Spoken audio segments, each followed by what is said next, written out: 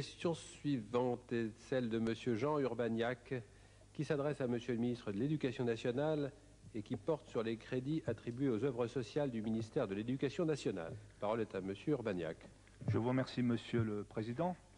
Monsieur le ministre, lorsqu'on compare en effet les montants des crédits ouverts au titre de l'action sociale en faveur des personnels des différentes administrations de l'État, on ne peut que mesurer l'insuffisance des crédits sociaux attribués aux agents de l'éducation nationale. Cette insuffisance, Monsieur le ministre, apparaît sous sa forme la plus saisissante lorsqu'on examine les montants alloués par emploi budgétaire. C'est ainsi qu'en 1994, chaque fonctionnaire de l'éducation nationale s'est vu attribuer une aide moyenne de 381 francs, alors que, par exemple, son collègue agent du ministère de l'économie et des finances est concerné par une dotation de 3 574 francs.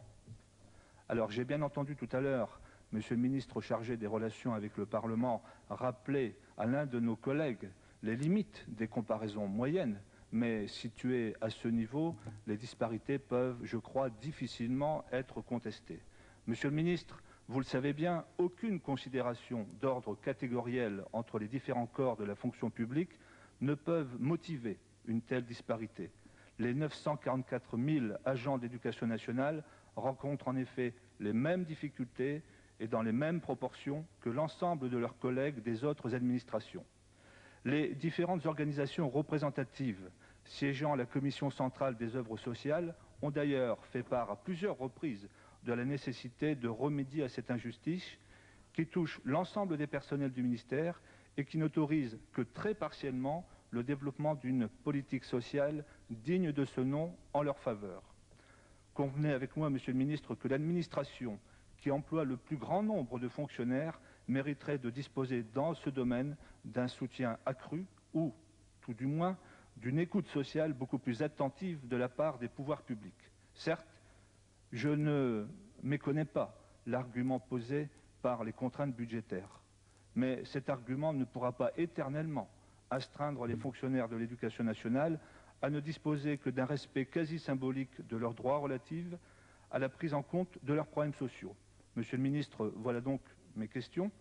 Entendez-vous plaider la cause des personnels de l'éducation nationale afin qu'ils puissent bénéficier de crédits sociaux comparables à ceux qui sont consentis aux autres fonctionnaires?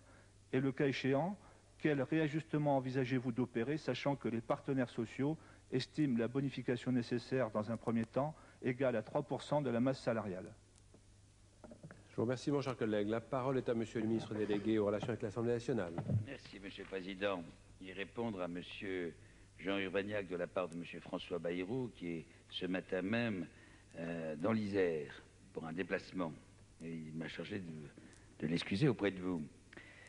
La dotation budgétaire affectée à la politique sociale en faveur des personnels du ministère de l'Éducation nationale, que vous connaissez bien, Monsieur Urbaniak, je le dis au passage, ne peut être appréciée sur le seul critère de la part moyenne par agent comparée à celle dont bénéficient les agents d'autres administrations. En effet, plus d'un tiers des dépenses sociales relèvent de prestations interministérielles dont les conditions d'attribution sont communes à l'ensemble des administrations.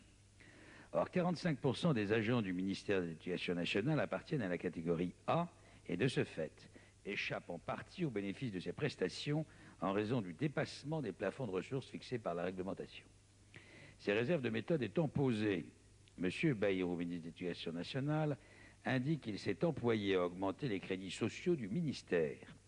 Compte tenu des contraintes budgétaires, cet accroissement ne peut être progressif. Il reste que les crédits destinés à l'action sociale augmentent de 3% dans le projet de loi de finances pour 1995 pour atteindre près de 400 millions de francs. Pour apprécier correctement l'action sociale menée en faveur des personnels, il convient d'ajouter aux crédits consacrés aux différentes formes de prestations individuelles les crédits destinés aux investissements sociaux. Ceux-ci ne sont pas seulement reconduits, les crédits du titre 6 permettant la réservation de logements sociaux sont augmentés de 5 millions de francs. Le ministre de l'Éducation nationale tient à rappeler à cette occasion que la politique d'action sociale en faveur des personnels de son ministère est très largement déconcentrée.